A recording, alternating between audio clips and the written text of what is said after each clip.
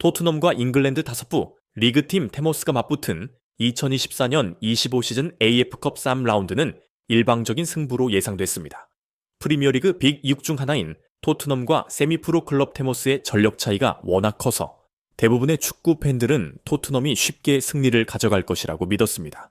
그러나 실제 경기는 예상과 달리 90분 내내 득점 없이 답답하게 흘러갔고 결과적으로 토트넘은 연장전에 이르러서야 가까스로 승리했습니다. 토트넘은 경기 초반부터 높은 점유율을 유지했지만 공격 전개가 매끄럽지 않았습니다. 잔디가 천연 잔디가 아닌 인조 잔디였기 때문에 선수들의 움직임이 다소 어색해 보였고 패스 타이밍도 자주 엇나갔습니다. 전반전에는 제임스 매디슨이 슈팅 몇 차례를 시도했으며 브레넌 존슨이 측면에서 돌파를 꾀하려고 했으나 골키퍼 선방에 번번이 막혔습니다.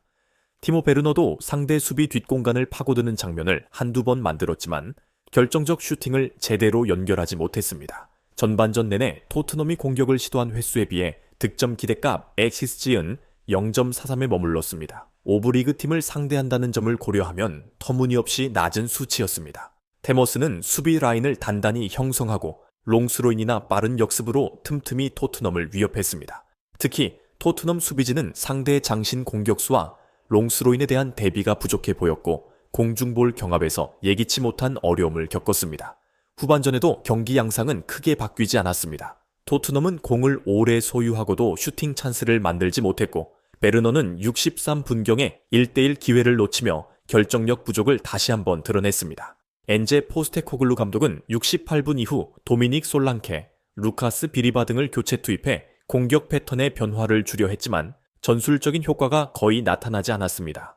결국 90분이 끝날 때까지 양팀 모두 득점에 실패해 0-0으로 연장전에 돌입했습니다. 연장전에 들어서면서 분위기가 달라졌습니다.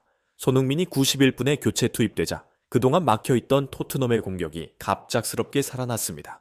손흥민은 좌우 측면을 활발히 오가며 패스 코스를 만들었고 99분에는 상대 수비를 드리블로 흔들어 결정적인 프리킥을 유도했습니다. 이 프리킥 상황에서 공이 굴절되어 테모스의 네이선 치쿠나가 자책골을 범했고 토트넘은 마침내 1대0 리드를 잡았습니다. 손흥민의 영향력은 여기서 그치지 않았습니다.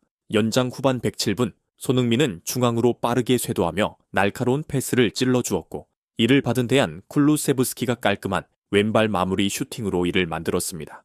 이 어시스트로 손흥민은 시즌 7호 도움을 기록했고 토트넘은 승리를 사실상 확정지었습니다. 이날 손흥민은 슈팅 시도는 없었지만 교체 투입 직후부터 패스 성공률 84%, 찬스 메이킹 2회 등 인상적인 지표를 남겼습니다.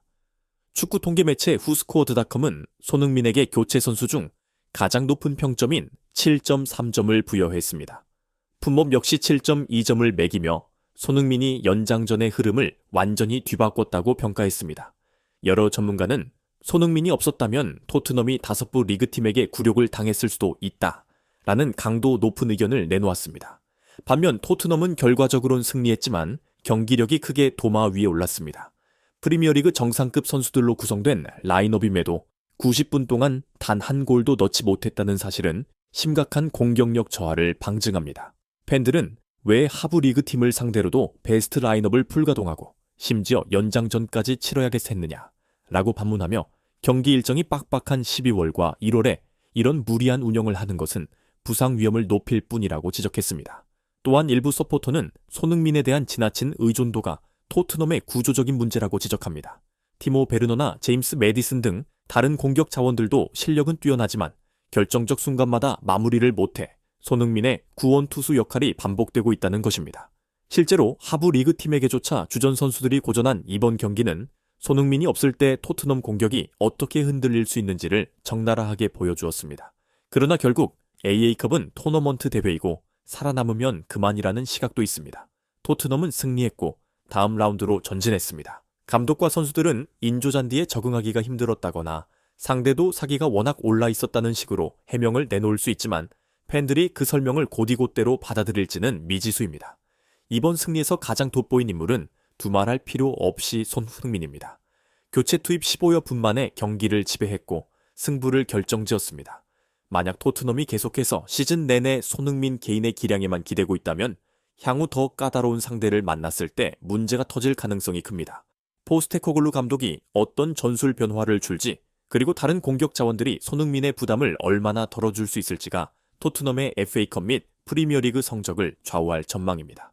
그래도 토트넘은 일단 다음 단계로 올라섰고 손흥민은 또 한 번 팀을 구하는 히어로로 자리매김했습니다.